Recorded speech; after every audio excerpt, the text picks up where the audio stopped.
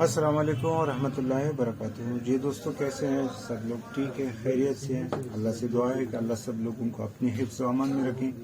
अच्छा, तो ये वही इन्वर्टर है जो अभी हमने बनाया, और जैसे फेसबुक में मैंने एक वीडियो शेयर किया हुआ था कि जो DC 300-350 वोल्ट को कैसे AC में कन्वर्ट कर सकें जो बहुत कम खर्चे में हो और हर बंदा उससे फ़ायदा उठा सके। तो इसके लिए हम ये वीडियो बना रहे हैं।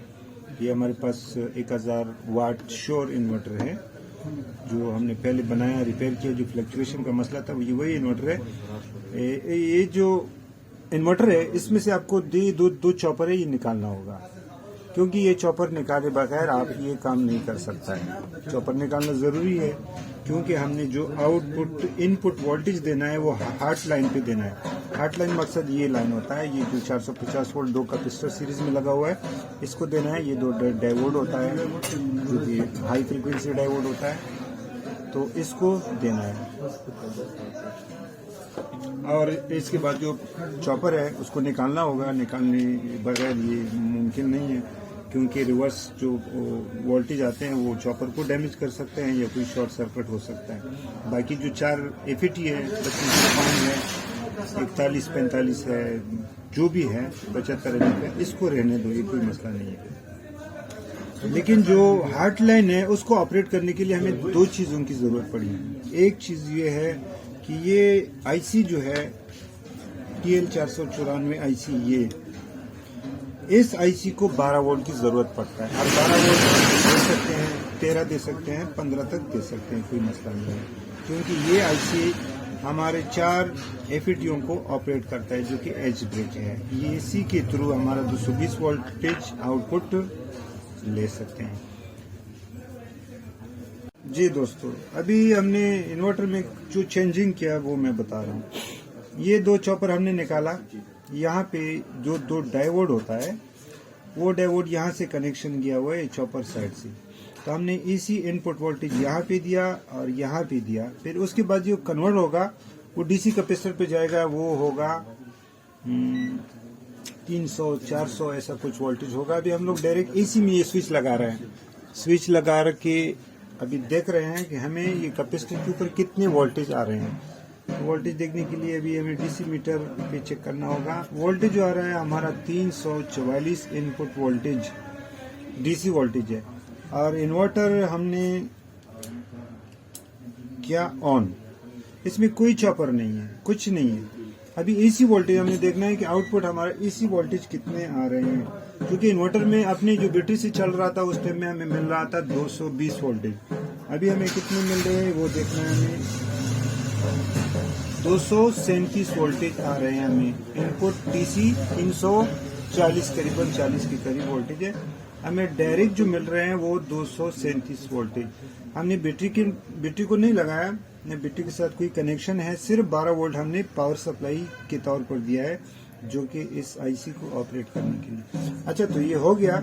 अभी हमने चेक करना है कि ये आउटपुट लोड चला रहा है या नहीं चला रहा है। उसके लिए अभी हम लोग लेंगे ब्लोअर। अब ब्लोअर रोखला 400 वाट का है ना? यस। ये अभी आप देख सकते हैं इसमें जो 220, 240, 400 वाट है, ये ब्लोअर है। और हम लोग कोशिश कर रहे हैं कि इस इन्वर्टर को हम इस्त्री या मशीन तक ले जाएं। अगर इसमें मजीद कुछ चेंजिंग करने का ज़रूरत होगा तो वो भी हम लोग करेंगे। ये सीरीज में है, चल तो रहा है लेकिन सीरीज में है। हम लोग डायरेक्ट AC 220 में देंगे। लेकिन एक बात का ख्याल रखो कि जो कैपेसिटर होता है, 2 कैपेसिटर इसमें 450 लगा हुआ है, 47 UF है मेरे ख्याल में, 120 है, तो उसको बढ़ाना होगा। अभी हम लोग डायरेक्ट AC में लगाया। AC में लगाने के बाद ये हमारा ब्लोअर है, AC 220 के डायरेक्ट चल रहा है।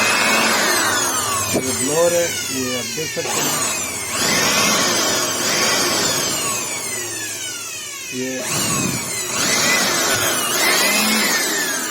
ये ब्लोअर लगाया हमने 400 वाट का देखा।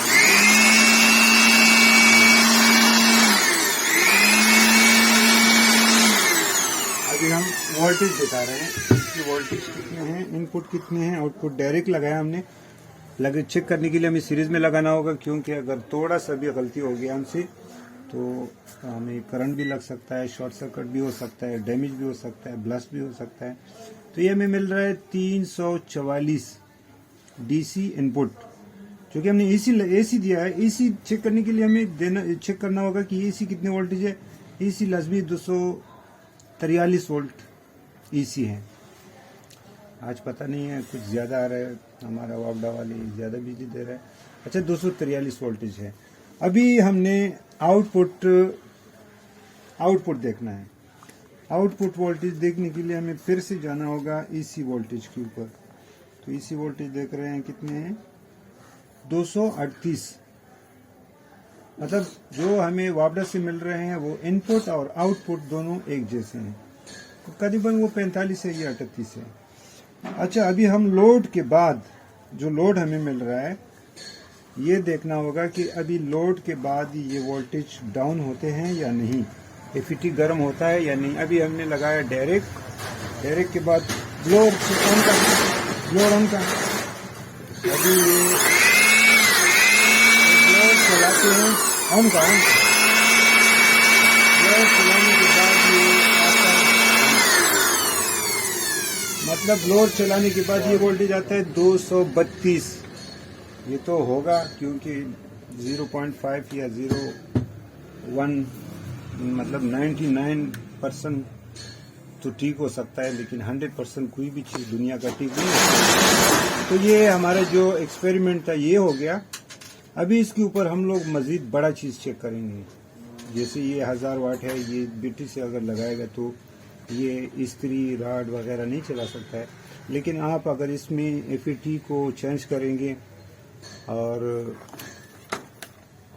ये 740 या 1350 की जगह में अगर आप बड़े एफईटी लगाएंगे 20 एंड 60 वगैरह, ये चारों निकालो, 1 2 3 4 निकाल के अलग हेडसिंग पे मोटा बड़ा एफईटी लगाओ। एफईटी लगाने के बाद इसका जो वायरिंग करो, वायरिंग करने के बाद आप इस्त्री चलाओ, 050 मोटर चलाओ, 075 चलाओ। तो इसको अगर वोल्टेज आप अप डाउन करेंगे तो वोल्टेज अप डाउन हो सकता है, क्योंकि अगर इनपुट डीसी वोल्टेज लो होंगे तो आउटपुट एसी भी लो होंगे। वो मसला हो सकता है, क्योंकि ये प्रोग्रामिंग नहीं, ये सिंपल स्क्वायर वेव सर्किट है।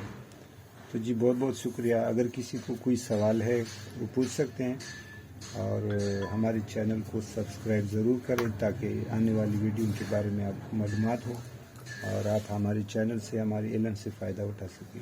जी बहुत बहुत शुक्रिया।